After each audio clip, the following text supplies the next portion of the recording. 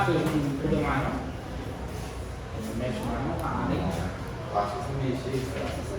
Já que deu. Você fala que não fala?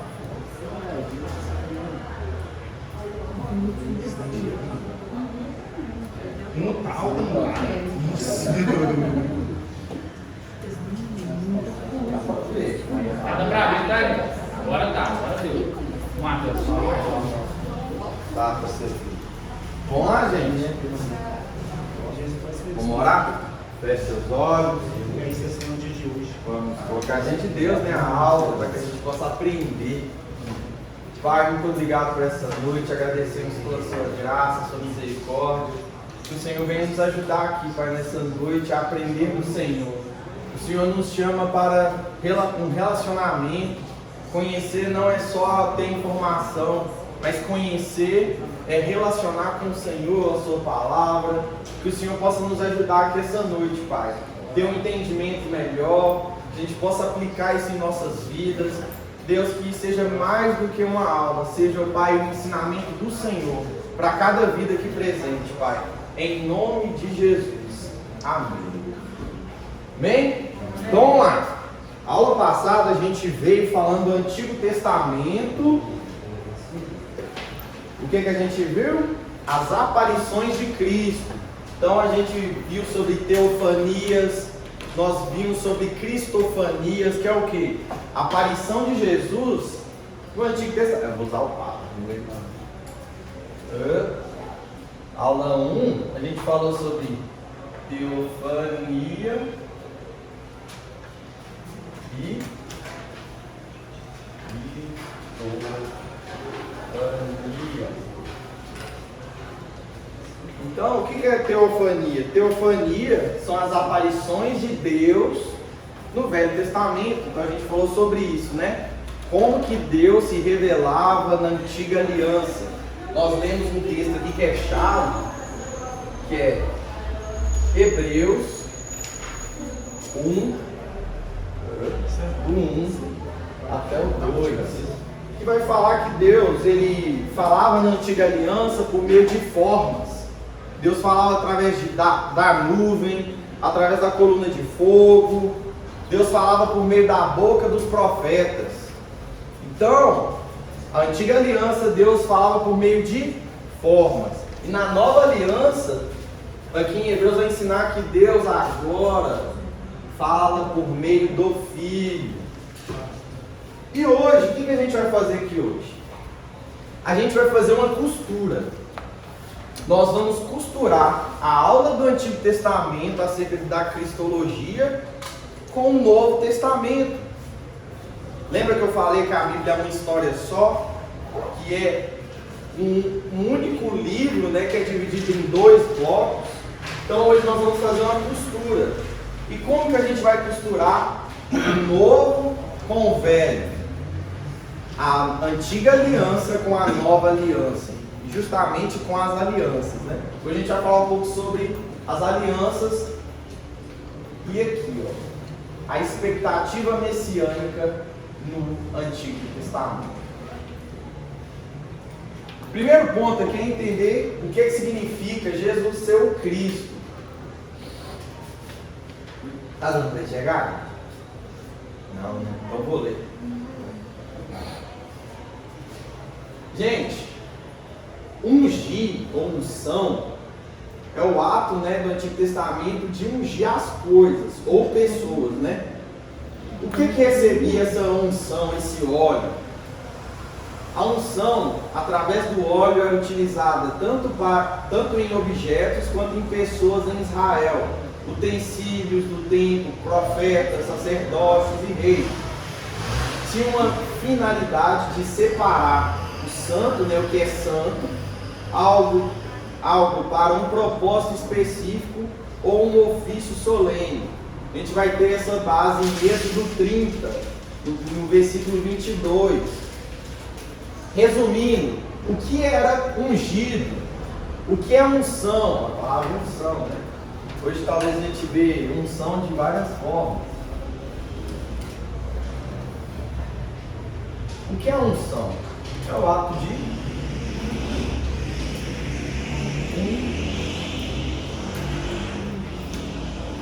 na antiga aliança, o que era ungido? O que era ungido na antiga aliança? Utensílios do templo,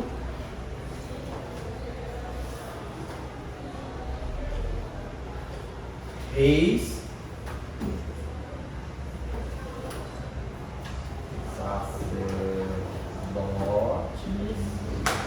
e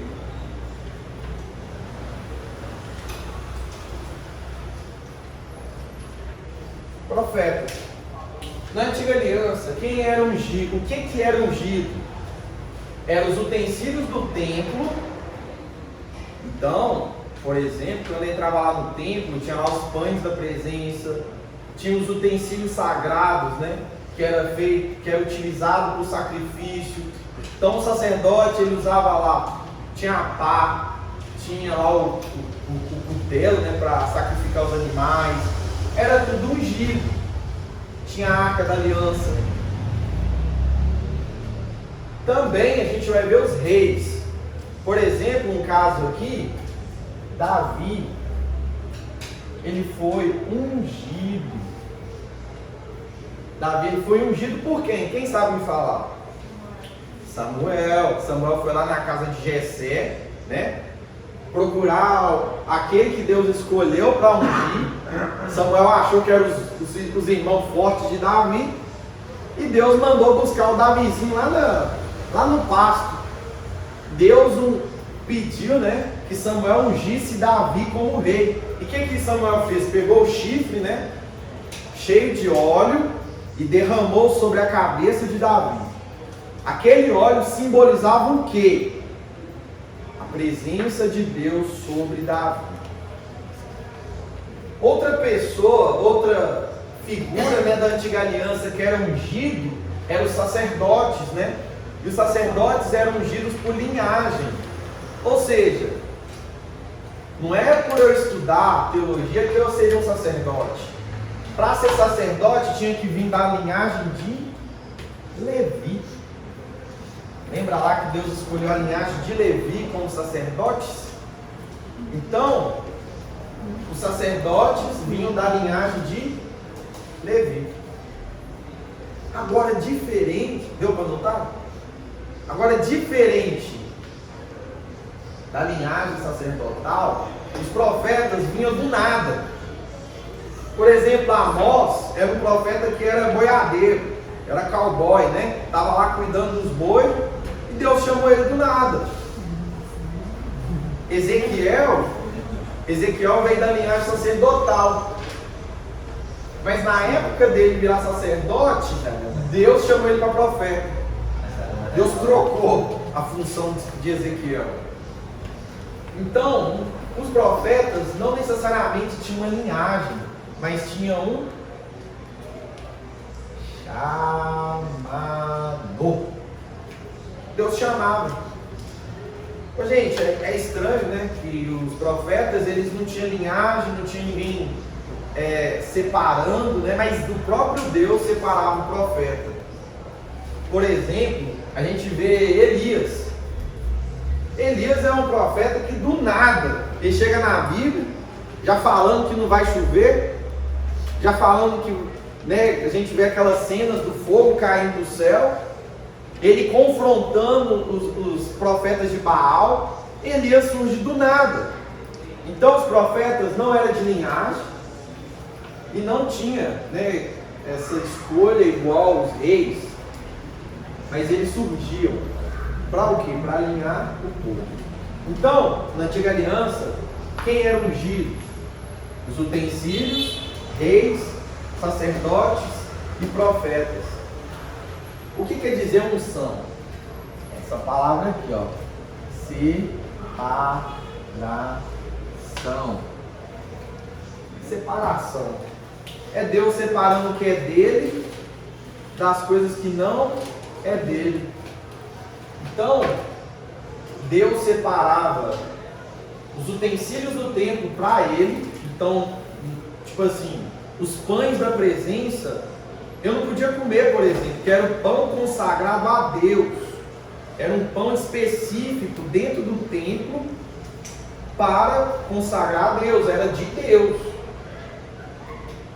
Os reis eram separados por Deus para reinar o povo.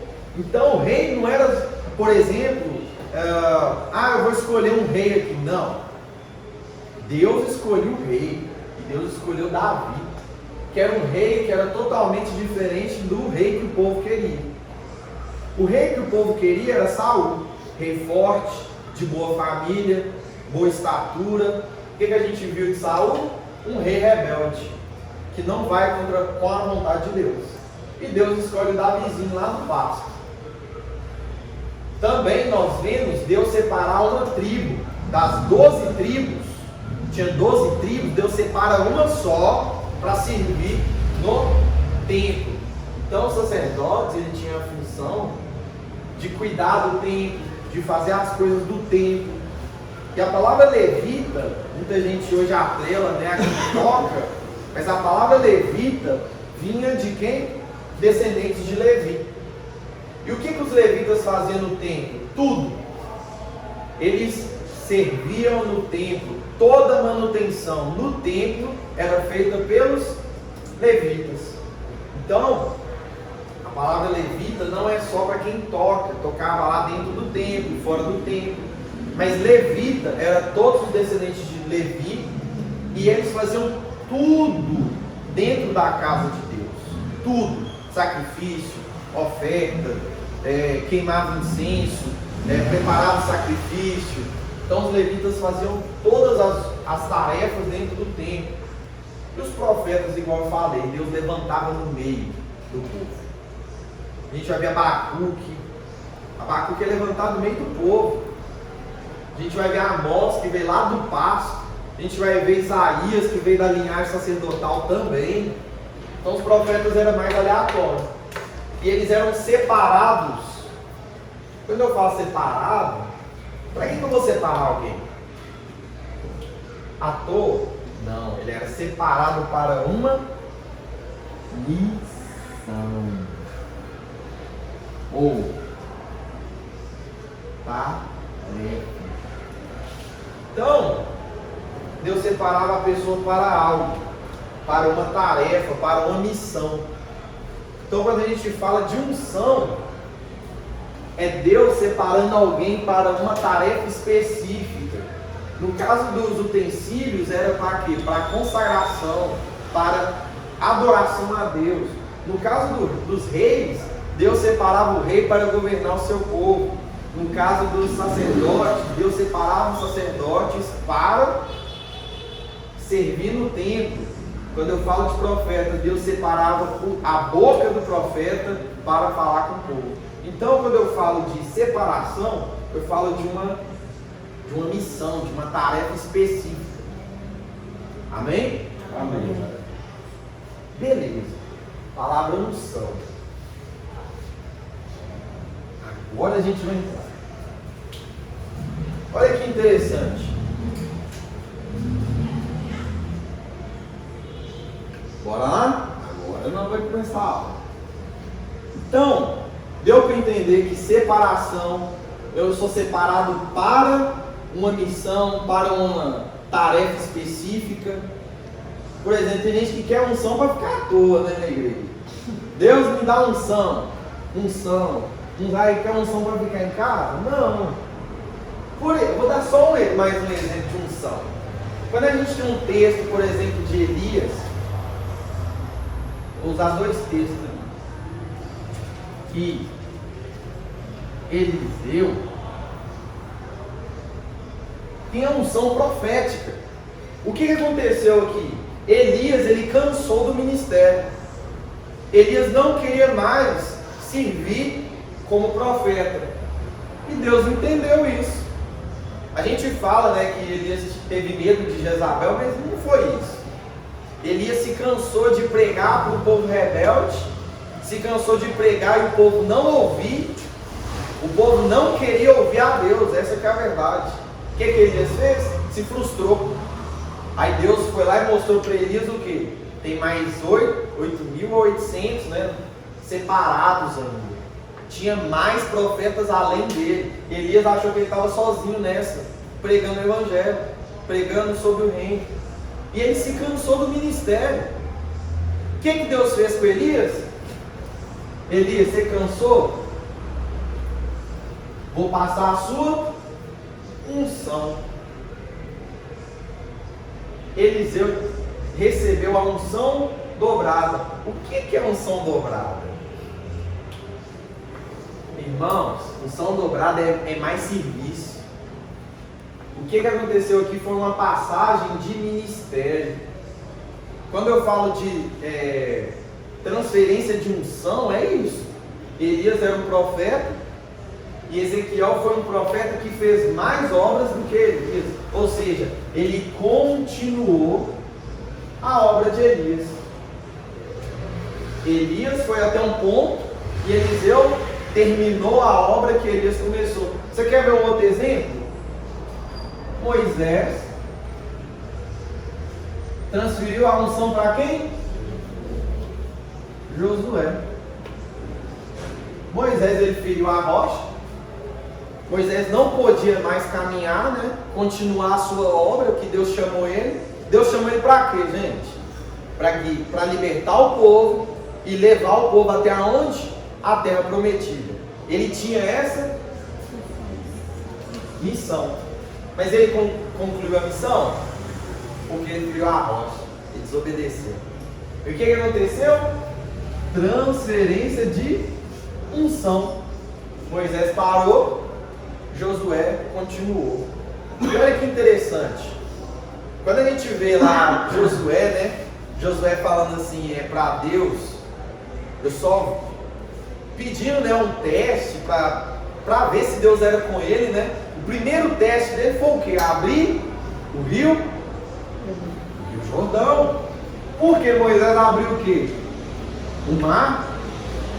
E ele abriu o Jordão. Para o quê? Para ver se Deus era com ele também nessa caminhada. Então, isso que é transferência de unção. É transferência de missão, transferência de ministério. A gente vai transferir de unção só de poder, né? Todo mundo quer o poder, mas não quer a missão. Por exemplo, transferência de unção é o pastor Edgar, né? Passar a liderança pastoral da igreja, do Ribeiro, para um outro pastor. Isso é transferência de unção. É transferência de serviço. Então, se eu fosse também traduzir essa palavra missão, eu ia falar serviço. Porque a gente entende que a missão é um serviço a Deus. E mais, tá? Tem muito mais casos. Por exemplo, tem o de Moisés com Moisés e o 100.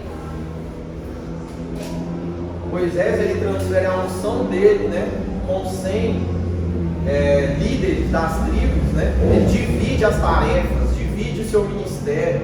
E o 100 também estava julgando, né, lá em Israel. Beleza? Todo mundo agora já sabe o que é transferência de unção? Amém. Então é mais do que a gente pensa. Todo mundo quer o poder, mas não quer a responsabilidade, né? Deus me dá unção dobrada, aí Deus te coloca nos 5 ministérios. Aí você, não, Deus, eu queria poder. Aí, você quer poder sem... Você quer poder, mas não quer fazer as tarefas, né? Bonitinho. Não, assim funciona não. Poder, como dizem, né? Grandes poderes requerem uma grande responsabilidade. Então, ainda tem que parar de orar pedindo unção dobrada. Vamos lá. Agora a gente vai falar sobre o Messias. Por que a gente vai falar sobre o Messias? O Messias seria, na perspectiva do judeu, o que cumpriria tudo isso aqui. A palavra ungido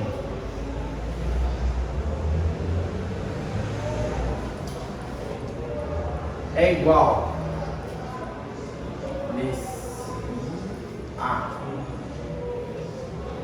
Messias. Eu não sei falar em hebraico, então me dá uns pontos. que Messias, ou Messias, traduzido por grego, é... Deixa eu ver como que... Aí colocou um K, né? Tem outras... Cristo. Usa do Gilbert. O Gilbert é mais inteligente que eu. Vou colocar aqui o K. Não estou pesado para Cristo. Isso é importante. Quando eu falo de Jesus, eu estou falando que Ele é o Cristo ou Messias do povo judeu. Então, se eu fosse olhar aqui para o judeu, é o Messias.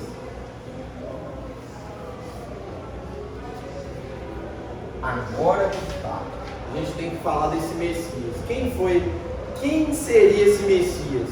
Qual que é o pensamento judaico acerca do Messias? O que os judeus esperavam desse Messias quando ele viesse?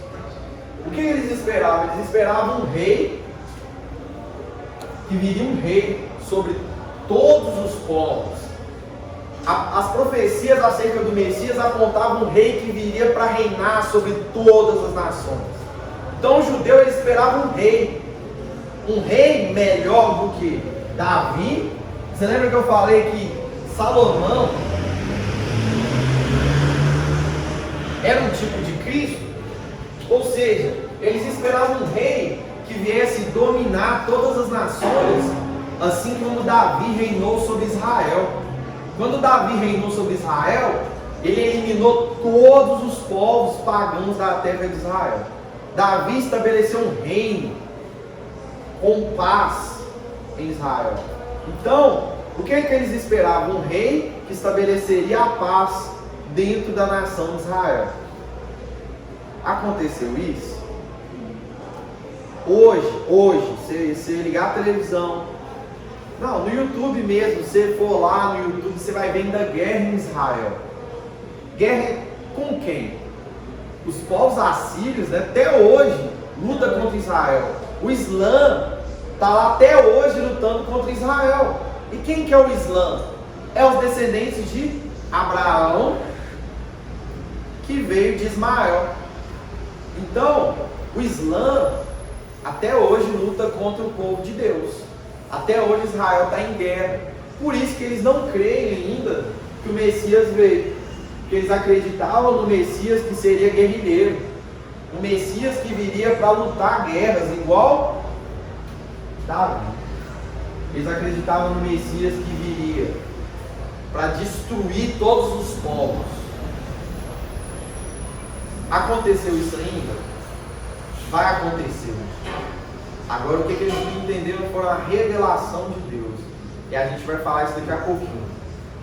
Eles entenderam que o Messias viria melhor do que Davi, ia conquistar todas as nações, né? E seria um reino de paz igual ao reino de Salomão. Que ele estabeleceria a paz entre todos os povos judeus e ia juntar os povos judeus. Então essa é a perspectiva do Messias da antiga aliança. E não só isso, ele seria um sacerdote, ele faria sacrifícios em prol do povo. Essa missão aqui foi cumprida em Cristo Jesus. Na verdade, todas essas. Só que a gente vai entender como que a revelação do Cristo veio na nova aliança. Não veio da forma que o povo esperava. Porque Cristo ele está atrelado não só a uma profecia, mas a várias profecias. E ele seria também um profeta. Não só profeta, ele seria a própria profecia. Ele seria a boca de Deus falando. Pode falar. Então, você falou dos judeus do Messias, né? Sim. No caso, eu tenho uma pergunta, mas é isso mesmo. Vamos dizer que Deus ele usou os judeus para que o evangelho se espalhasse por todos os povos. No caso, pela visão de Pedro. Começa pela visão de Pedro. Que Deus avisou para Pedro. Tem uma promessa bem antes. Lá em Abraão. Qual que foi a promessa que Deus fez a Abraão? Que através do descendente abençoaria todas as nações, né? Mas aí por que no Novo Testamento o povo acreditava que só o judeu, só era o judeu? Porque o judeu era elitista, ou seja, ele achava assim que Jesus, né, o Messias só viria para eles. Então eles criam um Messias que seria um revolucionário, de guerra. Não, ele vai vir nos libertar do Império Romano. Então, e eles eram muito nacionalistas. O que é nacionalista, gente? Não, é só nós que vai ser salvo. O povo judeu não acreditava na salvação dos povos. Então eles eram muito radicais. Eles falavam, só nós vamos ser salvos. O resto vai tudo para o inferno. O povo judeu era assim. Você pode ver que Pedro ele tem uma resistência, né? Quando ele tem a revelação lá que os outros povos também seriam salvos, isso deu um choque neles. Não, como que Deus vai salvar esses idólatras? O Messias veio para nós. Então o judeu ele não queria aceitar que Jesus veio para todos. Pode? Não dá licença que eu preciso ligar? Pode. Então os judeus eram nacionalistas. Eles criam um Messias que viria só para eles. Bora lá. Então, nós estamos falando do Messias. Nós estamos falando do Messias da antiga aliança, que quando a gente translitera a palavra ungido, é Cristo. Jesus Cristo, a gente tem duas composições. A palavra Jesus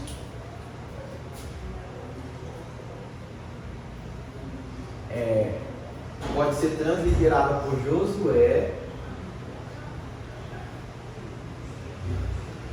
Para o judeu, Yeshua. E o que significa essas palavras? Aqui é no grego, tá? Grego, no hebraico, não é assim não, mas tem um bocado de... É um pouquinho mais difícil. E como que é no aramaico? Yeshua. Você pode ver que tem alguns filmes, né, que eles falam assim, Yeshua vai nos salvar, Yeshua vai nos trazer libertação. Pode sim usar também a palavra Yeshua.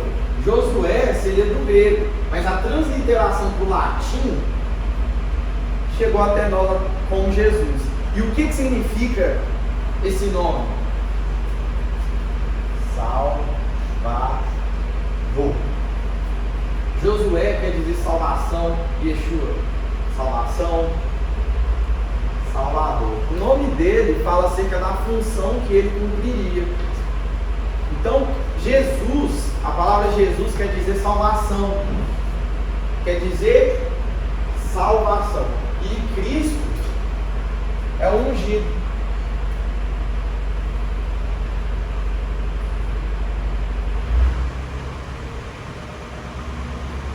Olha pra você ver, né? O nome dele fala acerca do quê? O Salvador.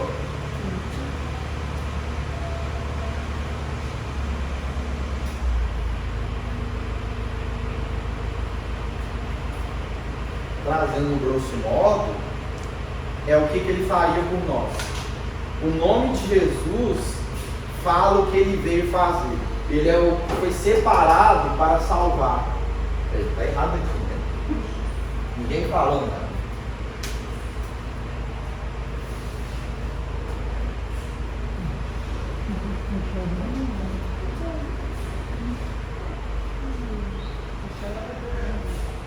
Ele foi separado para essa função. Irmãos, vamos pegar aqui só um conhecimento. Quando Maria, ela teve a criança, Deus falou, Maria, o anjo, né? Falou com Maria, esse menino vai salvar a humanidade dos seus pecados. Ou seja, Cristo ele já veio no mundo para isso. Você lembra que eu falei de unção? Que a unção é a separação para uma missão. Jesus ele não tinha outra missão. Ele veio para salvar o povo dos seus pecados. Ele não tinha outra coisa a fazer. Ele tinha uma tarefa específica, que era salvar a humanidade. Irmãos, isso está no nome dele. O nome dele é salvação. Olha, você vê que vai encaixando alguns textos, né? Que não há nenhum outro nome que alguém pode ser salvo a não ser o nome de Jesus, o nome dele fala o que ele ia fazer. Ele é um ungido, separado de Deus. Ele é esse ungido que vem cumprir essas tarefas. E ele não só é um ungido de Deus, mas ele veio para salvar. O nome dele está falando o que ele vai fazer na humanidade. Ele veio para salvar o povo dos seus pecados. Tem coisa mais forte? E antigamente, né, eles davam o nome da pessoa de acordo com a função. Por exemplo, por que o nome de Pedro, Jesus colocou o nome de Pedro, né? Pedro. Que cara cabeça dura. Eu não vou... olha que legal, né? Simão fala de uma pessoa inconstante. A palavra Simão, né? E Jesus fala assim, você vai chamar Pedro. Pedro quer dizer pequena pedra. Ou seja, olha que interessante, quando Jesus fala assim, seu nome é Pedro, e sobre esta pedra eu edificarei minha igreja, olha o que Jesus queria dizer para o Pedro. Eu te chamo de pequena pedra. Mas sobre esta rocha, aí Jesus tipo fala dele, que ele seria a rocha, e Pedro seria a pequena pedra. Ou seja, Pedro seria um pequeno pedaço daquilo que Jesus ia fazer. Mas a base seria o próprio Cristo. Cristo é a rocha e Pedro é a pequena pedra. Jesus está falando, Pedro, você é pequeno demais. Não acha que você é grande, não. E olha como é que Pedro era cabeça dura, né? Eu consigo. Pedro queria defender Jesus, gente. Então o nome, antigamente, eu não dava o nome do filho. Eu achei você bonitinho, vou chamar você de Gabriel. Não era assim. Eles davam o nome de acordo com a função que essa pessoa executaria. Então na antiga aliança era assim, acho que até hoje, né? As pessoas dão um nome de acordo com a função que essa pessoa vai fazer. Bora lá! Então aqui a gente vai falar um pouco sobre as profecias, né? Você lembra que eu falei que a antiga aliança ela vai costurar com o Novo Testamento? O Novo Testamento não cai do nada assim, não. As profecias sobre o Messias. No Antigo Testamento, os escritores conceberam a ideia de um Messias homem, Messias divino e humano, e deram ao Messias o título e atributos que pertencem apenas a Deus. Olha esse salmo davídico, né? Salmo 110, 1 até o 7. Diz assim, ó: o Senhor, essa palavra aqui, Yahvé não, né? O nome de Deus, olha que interessante. Era YHWH.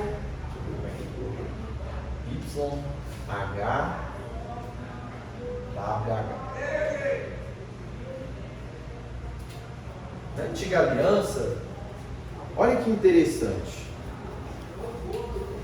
Na antiga aliança, eles perderam o nome de Deus. Por quê?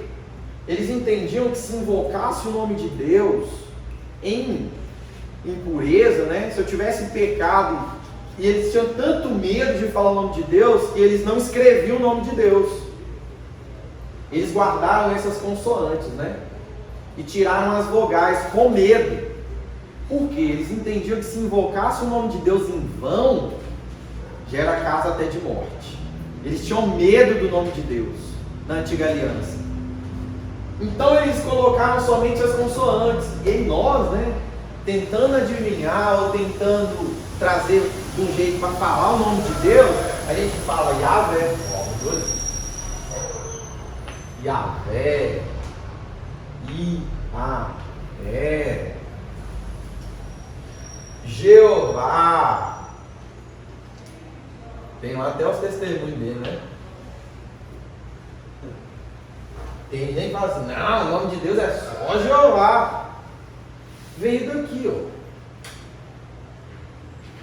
Jeová. Aí eles pegam, tentam colocar aqui consoantes, tentam achar o nome de Deus, mas não acham. O povo perdeu o verdadeiro nome de Deus lá na antiga aliança, depois que entrou no cativeiro babilônico. Então, eles chamavam de Adonai, chamavam de Eterno, Jeová, Yahvé. Mas Deus, o nome de Deus foi perdido durante um tempo. Agora, quando a gente vem para a nova aliança, aí nós temos um nome. Agora sim a gente tem um nome a qual todo joelho vai se dobrar. Então eu pego isso aqui, ó. Eu vou encher esse quadro. Aí nós temos um nome. Jesus.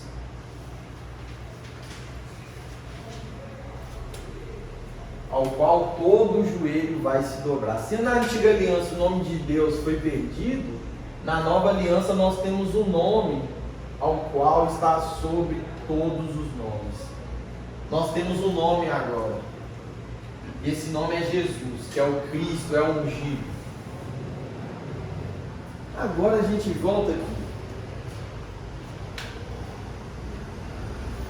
O Senhor Yahvé, né, disse ao meu Senhor Adonai: senta-te à minha direita até que eu faça dos teus inimigos um estrato para os seus pés.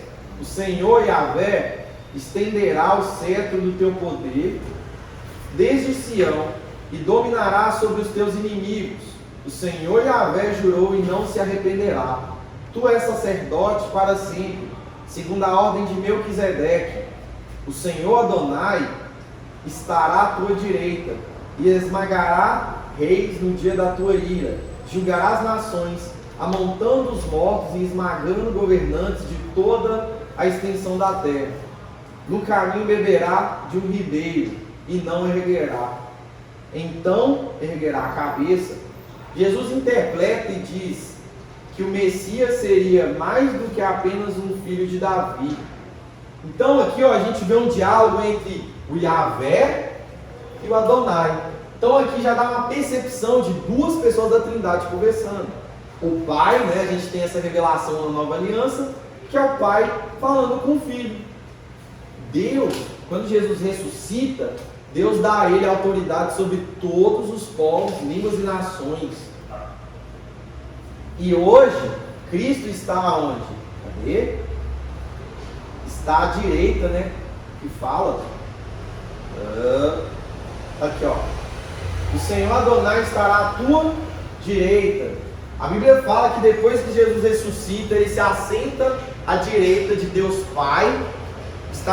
Quando eu falo à direita, né, fala de uma posição de autoridade, de executor. Então Cristo hoje ele está à direita de Deus Pai, executando. O interessante, depois vocês pegam isso lá, Estevão, quando Estevão vai morrer lá em Atos 7, ele tem uma visão.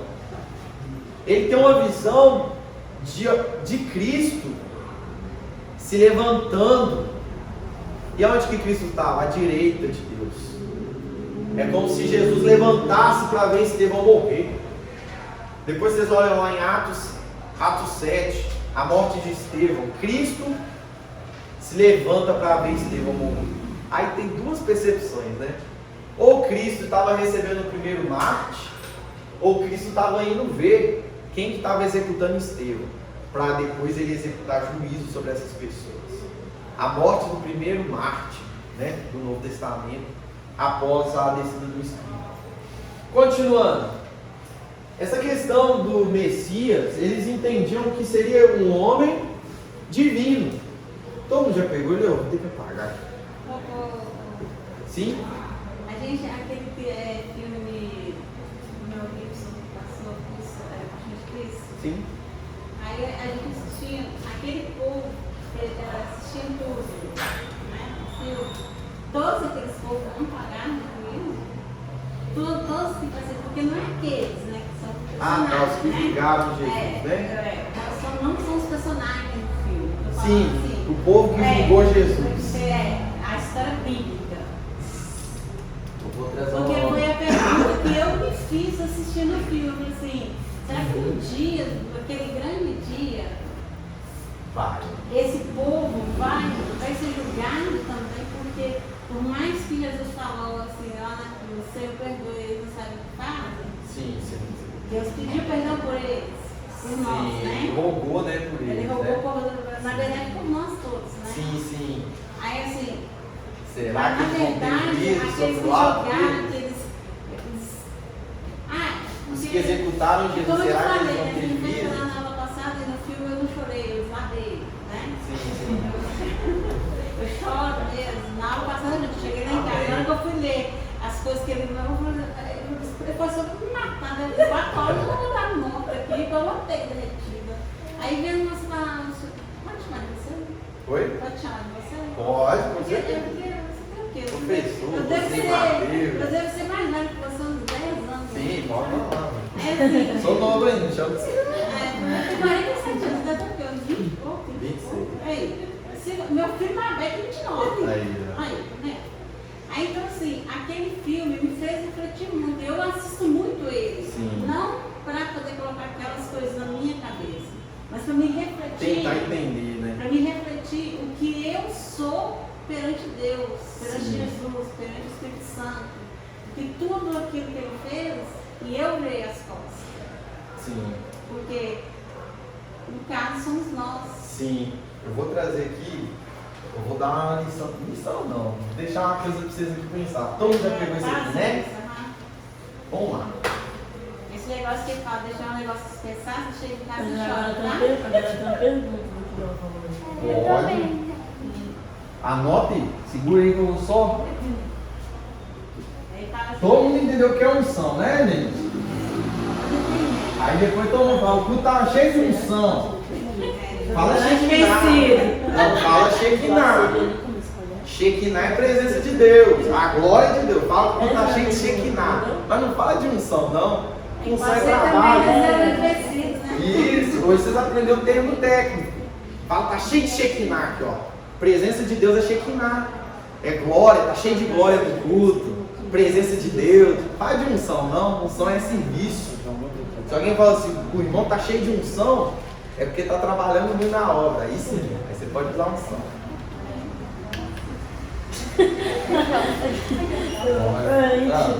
Todo mundo vai passar pelo julgamento ou tem Isso. alguém que já vai fazer? Isso! Vou deixar uma pulguinha atrás da orelha. Mas tá vendo? Ele é desses. Vamos lá. Vou fazer a pergunta Ela de Jesus falou- a Pedro. Jesus César Pedro, tu me amas? Bora, depois eu vou responder. Ela falou sobre o julgamento de Jesus, né? Vou deixar um livro aqui, vocês vão ler depois, se vocês quiserem. Chama A Cruz, Ah, não, não é pra saber agora. Cruz de Cristo. Tá Aí errado. no e-book. Vocês Cruz de Cristo. É do John Stott.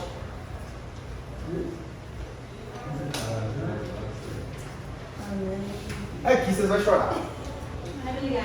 Assiste não. Aqui vocês vão chorar. Aí, tá vendo? Esse é o livro mais forte que eu já vi falando da crucificação. E nele, John Stott vai falar sobre. Tô comprando. Hã? Tô comprando esse livro. Já tô olhando Bom. a aula. Ou esse aqui é o livro que você tem que ler. É o livro, eu tô falando sério, é o livro que você tem que ler umas 3 vezes. Você vai chorar demais, gente. Já tá pesquisando, né, irmão? E tem um outro também que chama A Cruz do Rei. Cruz do Rei. Que é do Tim Keller. Gente, isso aqui é o melhor livro que você vai ler. Os dois vão falar sobre a crucificação. Talvez, se der tempo, eu vou trazer na última aula. A minha pergunta é sobre o que ela tinha falado. A partir daquele momento em que ele foi crucificado e ele falou pro povo lá, que vai ser crucificado porque o povo Sim. jogando, ali começa o ato de graça? Não. Não? Graça vai começar lá já. Sério? Gente, eu vou O me Matheus trocar tá aqui. devendo da aula. Tá. Gente, eu vou explicar uma coisa aqui. Vamos lá. Vamos lá. Já. Apertando entrar. É porque, tipo assim, às vezes eu vou trazer a matéria e vocês não. Tipo assim, eu vou ser mais eficaz respondendo o que vocês talvez estão perguntando do que trazer um conteúdo. Vamos lá. Jardim. O homem peca, a mulher peca, dentro do jardim, amém? Todo mundo sabe disso. Qual que era a consequência? Morte. Era morte. Eles tinham que morrer. Tinham que morrer. Mas, dentro do jardim a gente vê um sacrifício. de um animal. Por que a gente entende que teve um sacrifício de animal? Que teve pele para cobrir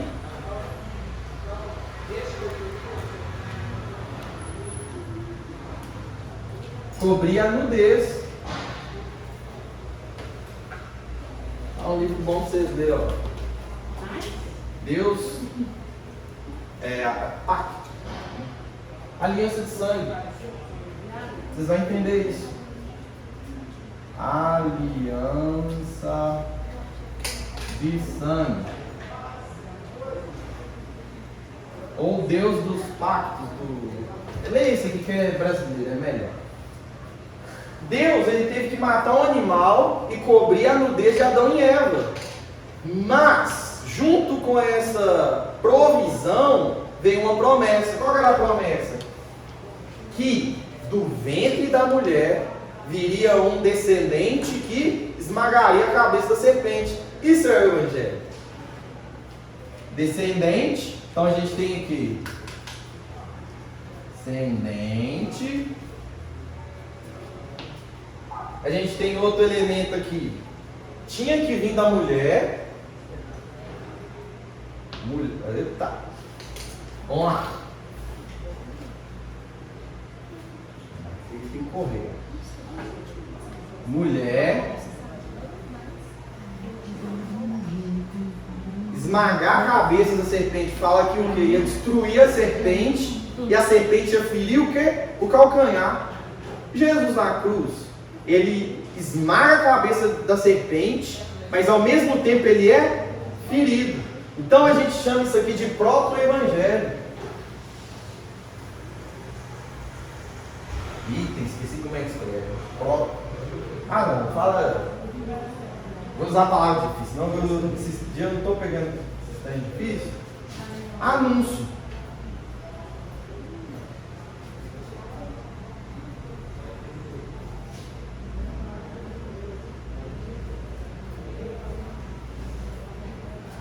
Está onde? Gênesis 3. Irmãos, a partir o homem e a mulher caem, se apresentam diante de Deus. Deus deveria ter matado os dois. A pena não era a morte. Deus tinha que matar a humanidade ali mesmo e acabar tudo. Eu quero que vocês entendam isso, que Deus não poderia deixar de executar o juízo. Ele tinha que executar o juízo, não é isso? Senão ele não seria Deus justo. Só que ele não executa neles. Ele vai executar em um animal, que eu quero acreditar aqui que já é um anúncio, né, do cordeiro. E ele vai tirar essa pele, vai cobrir a nudez, vai cobrir o pecado deles. Então Deus já proveu graça. E juntamente com a provisão de graça, que é cobrir a nudez, sabe o que Deus faz com você? Ele cobre a sua nudez. Ele tampa seus pecados. Por quê? Com a pele de um animal. Deus, ele te provisiona uma justiça que não vem de você. Vem uma justiça que vem desse animal que morreu. Ele morreu no seu lugar. Imagina lá o animal inocente que não fez nada, não pecou, morrer no lugar de um casal que pecou. Foi isso que aconteceu. Então a gente já vê graça no jardim. E junto com a graça tem uma promessa. A promessa é o quê? De um redentor. Não, abre. Gênesis 3. Aí é a mesma história de Isaac e Abraão, né? Isso. Obrigada. Abre em Gênesis 3,15. Alguém lê, por favor. Eu peguei uma Bíblia que é elegante pra caramba. Ela esqueci que ela só tem no Novo Testamento. Alguém lê Gênesis 3,15, por favor.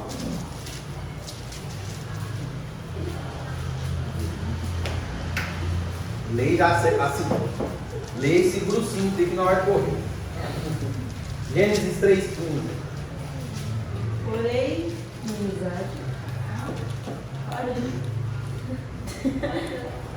Porém, inimizade entre você e a mulher, entre a sua descendência e os descendentes dela, este ferirá a sua cabeça, e você lhe ferirá o calcanhar.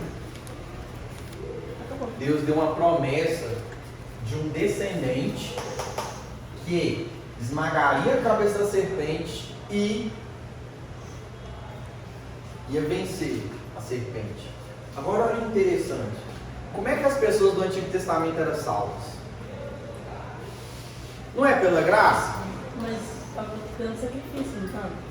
Por meio da lei, não é? Sim. E por O meio sacrifício da lei também era graça. Mas a questão da circuncisão.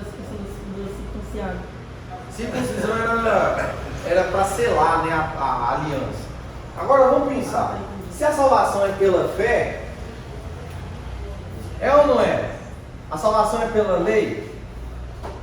Sim ou não? A salvação é pela lei? Não. Não. A salvação é pelas obras? Não. A salvação da antiga aliança era o quê? A fé no... Eva creu no descendente, você acredita? Depois vocês leem Gênesis 4. Adão e Eva creu no descendente. O que eles fizeram? Geraram um novo filho. Gênesis 4 mostra que Adão e Eva creu no Senhor, creu na promessa do descendente. E olha que interessante, isso aqui é muito interessante. Que o que acontece em Gênesis 4? Caim mata Abel. Qual foi o sacrifício? Qual foi a oferta de Caim? Caim, ele deu o que? Colheita. Abel, criação.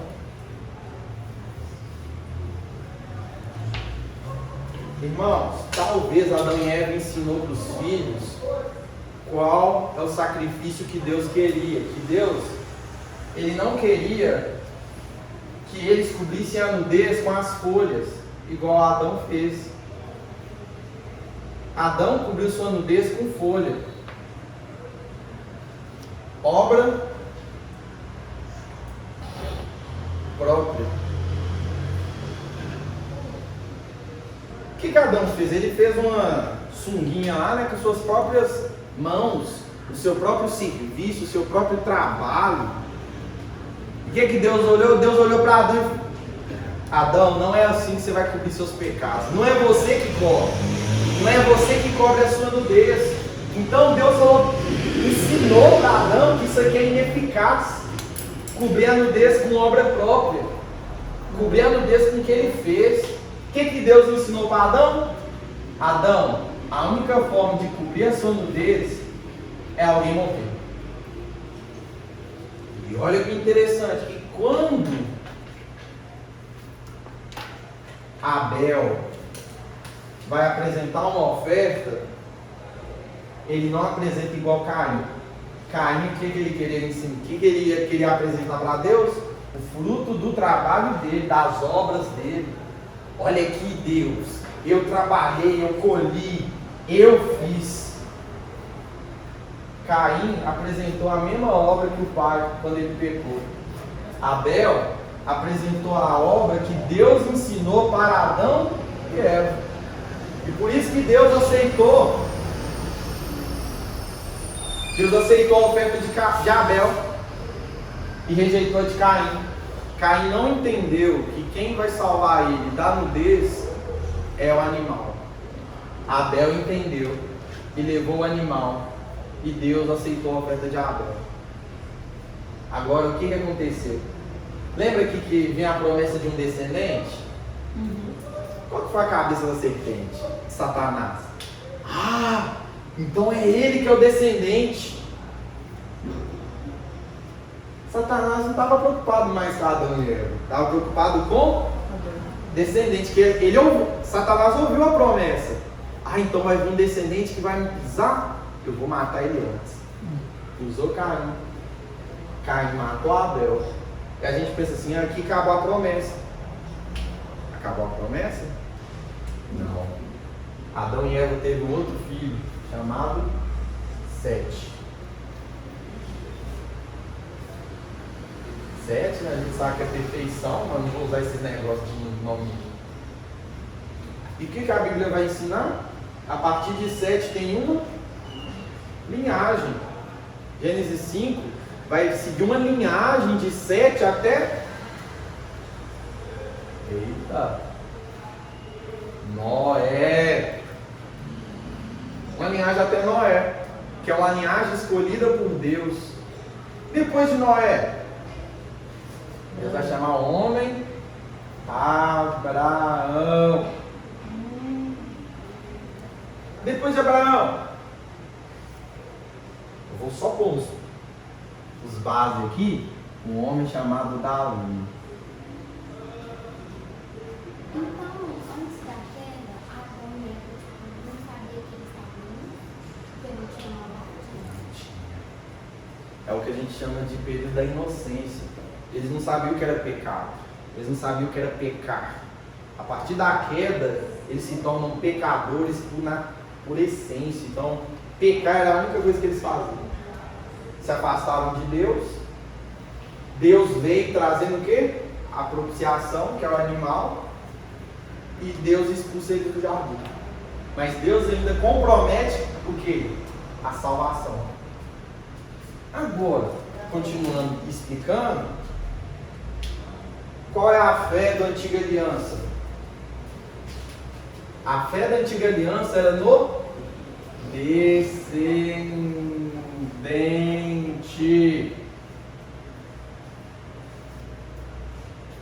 Eles criam nesse descendente da mulher. Todos da velha aliança creram no descendente que viria da mulher, que ia redimir a humanidade e esmagar a cabeça da serpente. Então o Evangelho, ele não é algo novo. Ele é falado de Gênesis 3. Então o que a gente vê? De Gênesis 3. Eita, a caneta tá acabando. Gênesis 3 até Mateus 1 é Deus preparando a vinda do descendente. Então, a gente acha lá que o Evangelho é pregado lá na frente, mas ele é pregado lá no jardim mesmo. A promessa do descendente é feita lá do jardim. Virá um descendente, esmagará a cabeça da serpente, ia libertar Adão e Eva do quê? Da nudez, do pecado, da escravidão. Então o Evangelho é pregado desde o jardim. O que a gente vê é o desdobramento dessa história até chegar em Jesus. É Deus preparando o mundo, preparando a humanidade para receber o Messias. Amém? Isso aqui é só uma explicação, talvez vocês pegando os textos vai ficar um pouquinho mais claro. Bora lá. Falando um pouco sobre a Trindade, deu para entender? Sim. Deu, né? Falando um pouco sobre a Trindade, a gente tem essa ideia da Trindade desde a Antiga Aliança. A gente acha assim, não, é só o Novo Testamento que fala de Jesus. Não. Olha aqui. A gente vê Gênesis 1:26, Deus falando o quê? Então, façamos o homem à nossa imagem, conforme a nossa semelhança. E continua, domine ele sobre os céus, sobre a terra, sobre os animais. Nós temos também Gênesis 3:22, né? Que Deus fala, quando eles pecam, Deus fala, agora ele se tornou como um de nós, conhecendo o bem e o mal. Então o homem agora ele não só conhece só o bem, mas ele conhece o bem e o mal. E infelizmente ele é inclinado ao mal. Ele esquece de tudo que é bom após a queda. E nós vemos também em Gênesis 11:7, que é a Torre de Babel. O homem, né, tentando se chegar, gente, de novo, o homem tentando ir a Deus pela sua própria força. E ele vai construir o quê? Uma torre. A Torre de Babel. O que o homem está querendo fazer? Deus, eu sou forte. Eu vou erguer meu reino tão alto, que eu vou chegar até o Senhor. O que Deus faz? Ô filho, não vai chegar não. Então a Trindade fala junto. Venha, desçamos e confundamos a língua que fala, para que não entendam mais uns aos outros. Deus confunde as línguas, e eles não conseguem mais continuar com a Torre de Babel. Ali Deus confunde a linguagem. Então, nós temos, né, essa aparição da Trindade na antiga aliança. O Pai, o Filho e o Espírito estão contidos na antiga aliança. Só para a gente ter um texto, né, de Trindade. Tem um texto também que a gente tem de Trindade, que é bem clássico, que é Mateus 3. Deixa eu ler lá, Mateus 3, do batismo. O que a gente vê no batismo, gente? Os 3 personagens da Trindade. Olha só para você ver como é que foi o batismo de Jesus. Jesus está na água, o Espírito Santo descendo e o Pai falando. Então, quando a gente fala de Trindade, é um conceito bíblico que a gente consegue mostrar biblicamente. Muitas pessoas batem na Trindade ou não acreditam na Trindade. Por exemplo, quer ver uma igreja que é perto da nossa que não acredita em Trindade? Adventismo.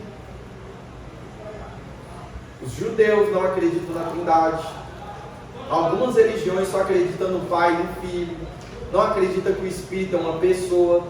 Então há várias outras religiões perto do cristianismo que não acreditam na Trindade.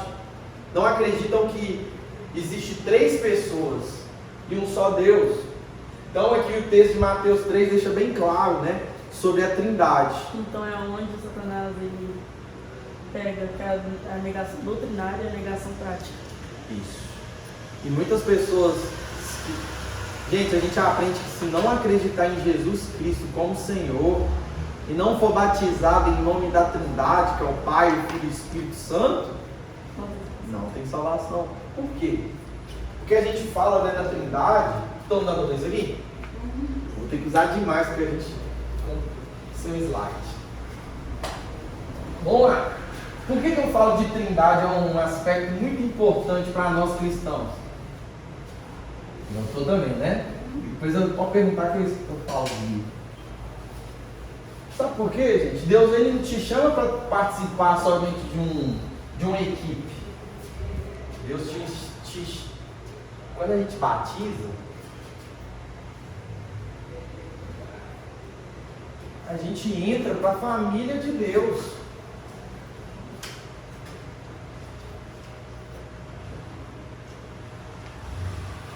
Que é igual à Trindade. Ou seja, quando você batiza em nome do Pai, do Filho e do Espírito Santo, o que está acontecendo ali? Você está sendo adicionado. Você está entrando nessa família. Não é só a família da igreja. E nós, né? Você e agora nós. Porque Deus não tem só um filho só. Ele tem vários filhos. Nós somos enxertados na Trindade. Por isso que a gente batiza em nome da Trindade. Em nome do Pai, do Filho e do Espírito Santo. Você está ingressado nessa família. Por isso que a gente fala, a gente foi ingressado na família de Deus. Então por isso que é importante você crer na Trindade. Agora imagina quem só crê em Deus como Alá. Sei lá como é que escreve assim. Alá. Quem crê em Alá só crê que existe um Deus, não crê em Jesus, menos Jesus. Eles não creem no Espírito Santo, só no Deus. Só existe um Deus. Eles não creem as outras 2 pessoas da Trindade. Como eles vão participar dessa família se eles não acreditam nas 2 pessoas da Trindade? Por isso que é importante a gente crer na Trindade. Porque nós agora, como cristãos, a gente faz parte dessa família. A família de Deus. É só uma explicação para a gente falar um pouco sobre Trindade. Agora vamos prosseguir. O que é importante? Porque Jesus é uma pessoa divina, é a segunda pessoa da Trindade. E nós temos aqui, quando a gente estuda sobre a pessoa de Jesus, nós estudamos a divindade de Jesus, a humanidade de Jesus, a encarnação do Verbo e a união hipostática. Calma, eu sei que isso é um termo meio difícil, mas vai ficar muito claro para vocês. Eu não vou ler os... Depois vocês leem, tá? Na apostila, as confissões. Podemos resumir o ensino bíblico da seguinte forma: Jesus Cristo era plenamente, essa palavra aqui que a gente usa, né? Não é 100%, porque porcentagem fala talvez 90%, 99%. Ele era plenamente Deus e plenamente homem em uma só pessoa, e será assim para sempre. Eu não vou ler em grego, não, isso aqui é latim. O Gilbert que lê em latim, eu não leio latim ainda não. É outra língua. Então Cristo ele é plenamente Deus e plenamente homem. Isso é a base da cristologia ortodoxa. O que é ortodoxia? É quando a gente tem um ensino correto. E a gente vai ver que isso é fundamental entender isso. Porque se Jesus não fosse homem como nós, ele não poderia ter nos salvado. Agora, se Jesus não fosse Deus como Deus, ele não ia ter poder para redimir toda a humanidade. Gente, isso aqui é fundamental para o entendimento da obra da cruz. Se vocês lerem lá o livro do John Stott, ele vai falar dessas duas perspectivas: Jesus como homem e Jesus como Deus. E ele vai apontar essas duas verdades para a cruz e falar quem morreu naquela cruz foi Deus e ao mesmo tempo um homem. Continuando, a Bíblia declara e demonstra, com clareza que Jesus Cristo é Deus. A palavra Deus, Theos, em grego, é utilizada para se referir a Cristo. A gente tem em João 1, que fala: no princípio ele era o verbo, e o verbo estava com Deus, e o verbo era Deus. A palavra lá, Deus é Theos. Então, quem que João está falando lá que era o verbo? Todo mundo sabe que é Jesus. Por quê? Que João, quando ele escreve lá João 1, ele fala assim: que o verbo se fez carne e habitou entre nós. E ele vai continuando falando sobre João Batista apontar Jesus como Cordeiro de Deus que tira o pecado do mundo. Vamos notar aqui 3 textos que é cristológicos, tá? É João 1, do 1 ao 14, Colossenses 2:15.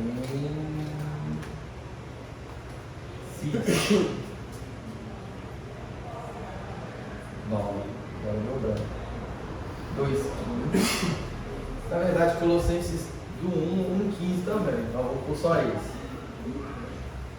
Filipenses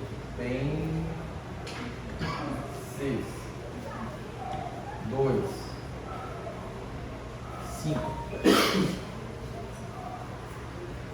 Hebreus. Está dando para entender, gente? Hebreus 1 até. Hotel. Não, aqui é 3. São textos cristológicos importantes, tá? Eu aconselho ler o capítulo inteiro. Eu não gosto de ler picado, para entender melhor. Então, esses textos vão falar sobre a humanidade de Cristo, vai falar sobre ele ser homem e ser Deus. Tem muito texto. Você vai ver mais nas cartas de Paulo, falando sobre a dupla natureza de Cristo. Nossa, eu esqueci de um aqui. Na verdade, tarefa de casa. Nota isso.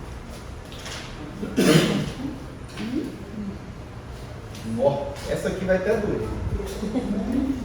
Hebreus 1 até o 3. Capítulo, tá? Hebreus capítulo 1 até o capítulo 3 vai falar acerca de Jesus. Hebreus 2 vai falar sobre a humanidade de Jesus. Que Jesus era tão homem quanto nós, tão humano como nós. É forte demais.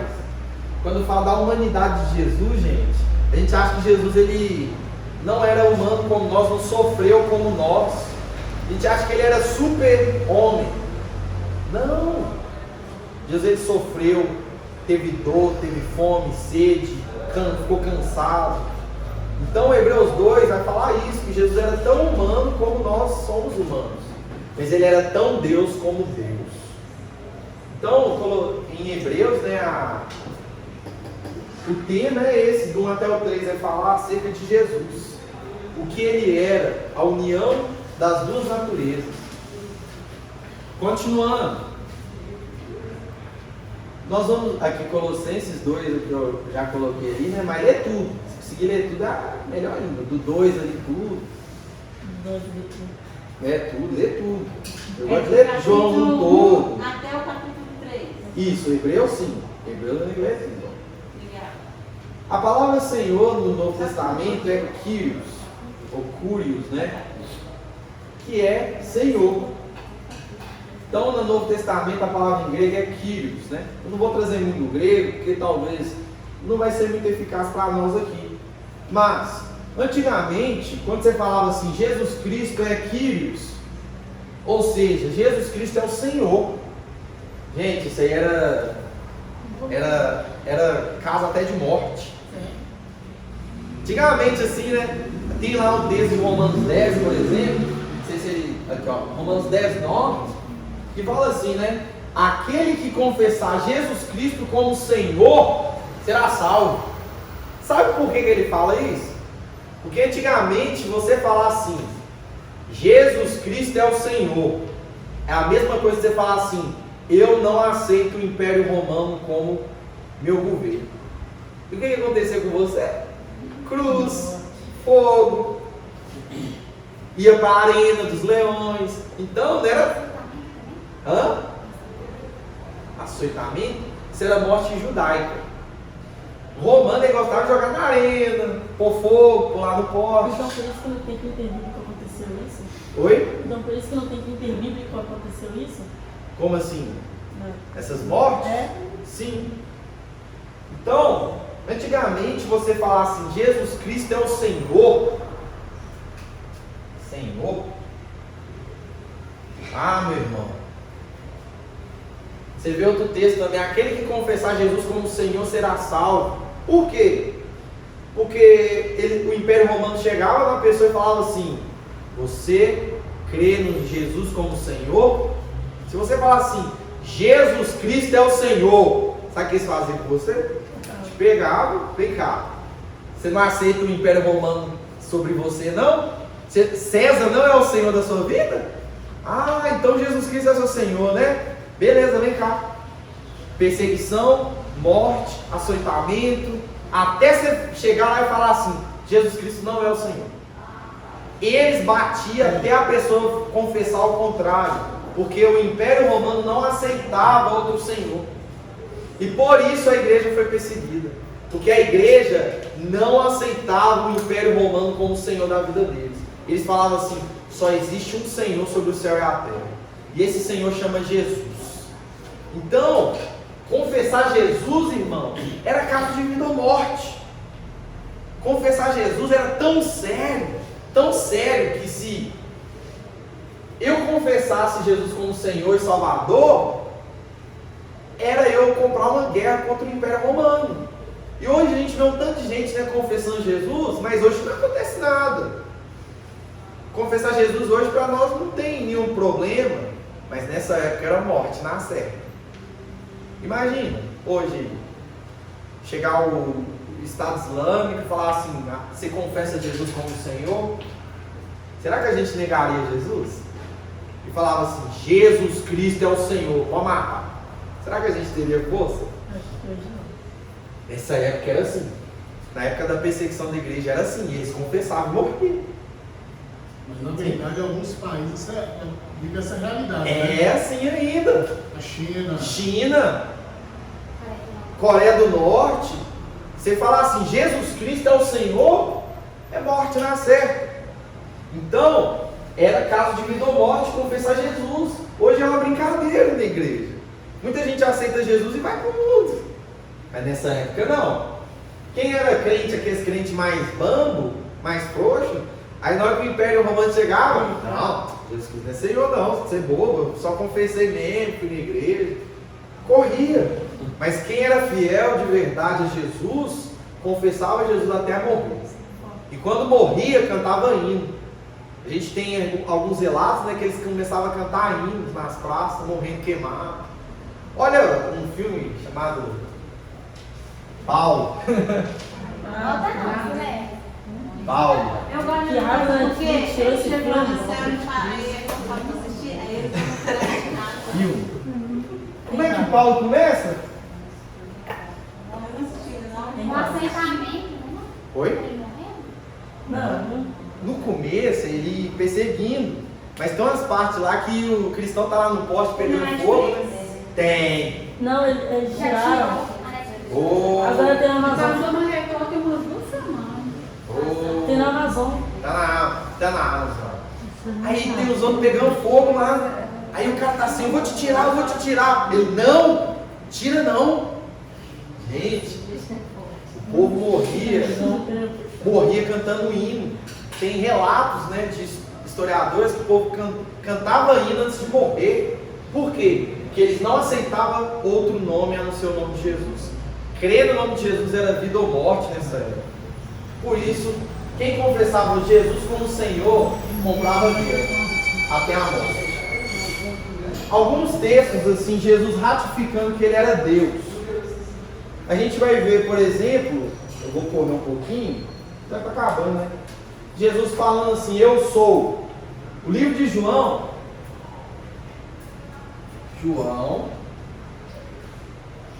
Jesus vai afirmar que eu sou 7 vezes. Esses termos eu sou é o mesmo termo lá de Êxodo 4. Êxodo 4. O faraó chega assim, né? Moisés chega diante do faraó e fala assim: o eu sou mandou você libertar o povo. O eu sou. E quando Deus se manifesta na sarça ardente e Moisés fala assim: qual que é o seu nome para que eu apresente a faraó? O que Deus fala com Moisés? Fala que o eu sou mandou você ir. Então esse termo eu sou é derivado desse Yahvé, Y-W, Y-A. Gente, eu não escrevo muito esses negócios. Então, aqui ó. Yahvé. Sabe qual é o significado? O que é, o que era e o que há de vir. Outros traduzem como o eterno. Quando Jesus fala assim, eu sou o pão da vida, eu sou a ressurreição, eu sou a água que, né, eu sou a fonte de água viva. Ele fala com a mulher samaritana, né, da água. Então Jesus está falando assim, eu sou Deus. Eu sou o Deus da sarça ardente. Eu sou o Deus que enviou Moisés. Eu sou o Deus que destruiu o Egito. Olha que Jesus está falando, sabe quem destruiu o Egito? Quem mandou as 10 pragas? Foi eu. Sabe quem que alimentou o povo no deserto? Fui eu. Sabe quem que tirou o povo com a forte mão? Fui eu. Então quando Jesus fala assim, eu sou, ele está falando assim, fui eu que fiz aquilo tudo, com o povo lá do Egito. E ele chega lá e a gente vai ler isso em João e ele repetir 7 vezes, os 7 eu sou. Jesus está falando assim, eu sou Deus. Eu sou quem tirou o povo do deserto. Então Jesus traz para si o atributo divino. Então, se a gente for pegar, por que Jesus é divino? Primeiro, para que a gente deve entender isso, né? Jesus ser Deus. Porque só Deus pode salvar o pecador. A gente vai ver lá em Jonas 2,9, né, que só Deus há a salvação. É só Deus que pode salvar a humanidade. Vamos pensar um pouquinho? Humanidade está caída. Existe alguém que não é caído entre a humanidade? Não. Acabou. Se a gente dependesse de um homem ou de uma mulher para salvar a humanidade, está todo mundo perdido. Por quê? Um pecador não salva outro. Um pecador não pode pagar o preço de Adão. Por que um pecador não pode pagar o preço de Adão? Porque Adão ele pecou sendo perfeito. Então, se um Adão pecou, quem deveria pagar o preço de um Adão? Um segundo Adão. Eita. Outro texto importante. Paulo se anotou aí, né? Romanos 5.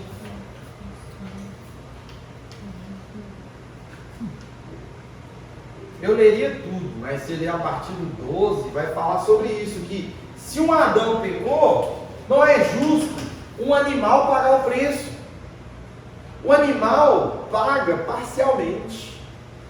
Gente, se um homem peca, um outro homem tem que pagar o preço.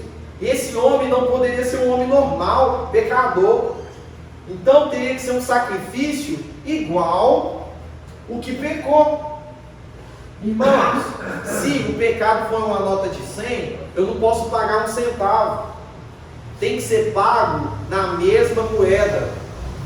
Adão era perfeito, Adão não tinha pecado, Adão estava num lugar onde ele estava próximo de Deus,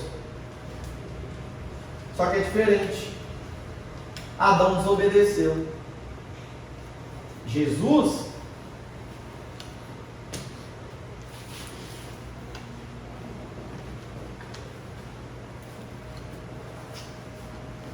fez o que Adão não fez. Jesus obedeceu o Pai, cumpriu toda a justiça e pagou o preço da Adão. Por isso que a gente tem salvação. Jesus ele paga o preço do pecado. Se um homem pecou, um homem deveria morrer no lugar. Você lembra que eu falei que o certo era Adão morrer no jardim, junto com Eva? Deus acabar a história da humanidade? Jesus, ele foi esse homem que morreu no lugar de Adão e foi pago a justiça.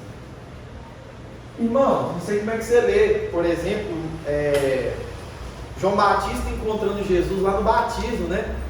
Aí a gente ouve uma voz do Pai falando assim: esse é meu filho amado em quem eu tenho prazer. A palavra prazer ali é satisfação. Ou seja, é Deus falando assim, ó, esse é o meu filho amado e ele pode pagar o preço. Ele sacia a minha sede de justiça. Ele pode pagar o sacrifício que eu preciso. Jesus, ele podia pagar o preço. É como se o Pai falasse assim, é ele, só ele que pode. Então Cristo, ele é o sacrifício aceitável diante de Deus. Tem uma parte em Hebreus que fala assim, né, que sacrifícios e ofertas não eram suficientes para pagar o preço do Adão.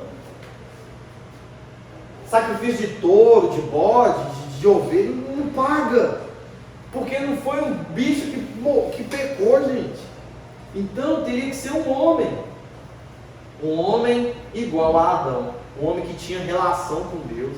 Um homem perfeito. Um homem limpo de pecado. A humanidade não consegue pagar mais porque ela se contaminou. Então, a humanidade não poderia redimir a humanidade. Ora, acabou. Se não tem homem que não possa redimir homem, o que Deus faz? Beleza, vocês não conseguem vir até mim, eu vou até vocês. Deus está lá no trono e se faz homem. Agora dá. Agora começa. Isso é o ato de Deus com a humanidade.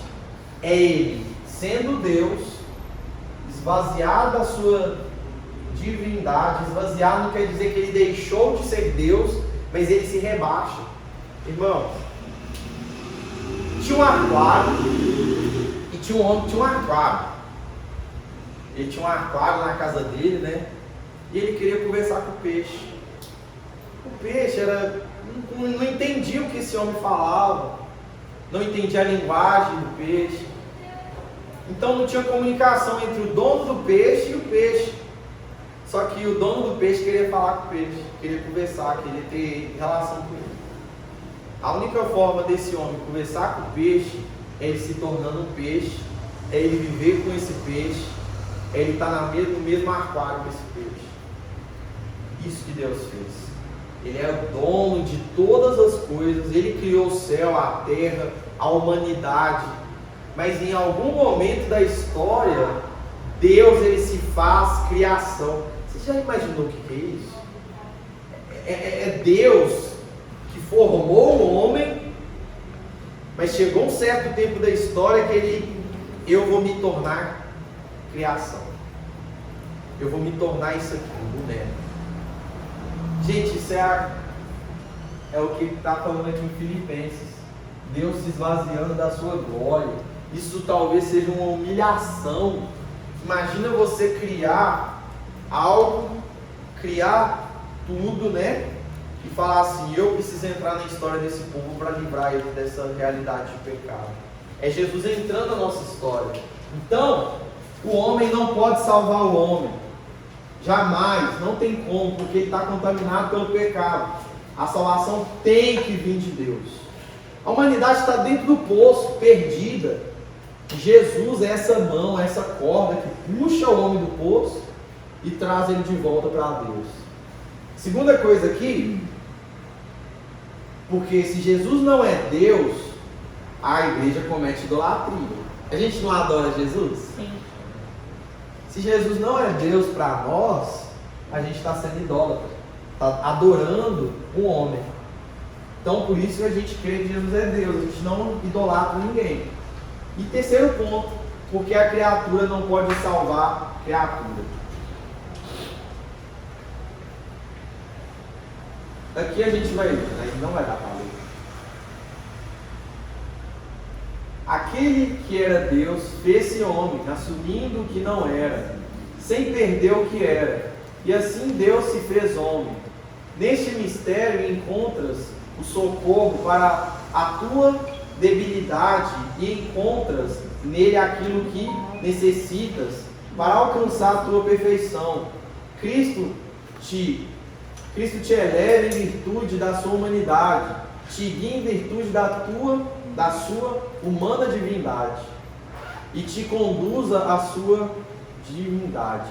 Ou seja, Cristo ele pega, se faz homem. Olha que interessante, o movimento de Jesus, ele é Deus. É isso que Agostinho está querendo nos ensinar ali. Ele é Deus, ele se faz homem, salva o homem, para que o homem possa participar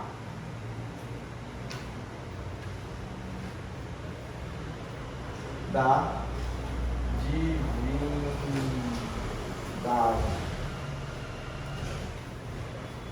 Não somos deuses, tá? Só um detalhe. Tem um cara que fala que a gente é Deus. Não. Mas você participa da família de Deus. Oi? Vou ter que ir lá.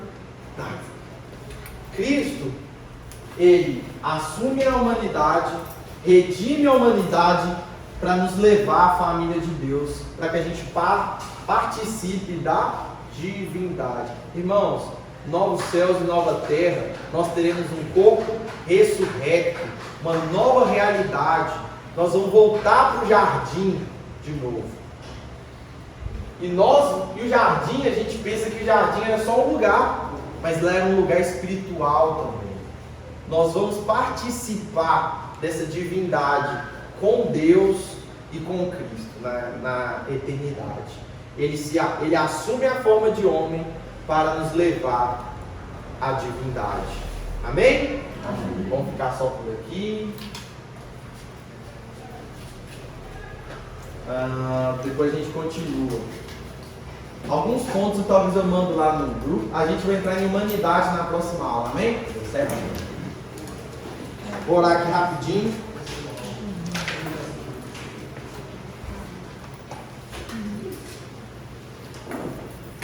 Pai, muito obrigado por tudo que o Senhor fez por nós.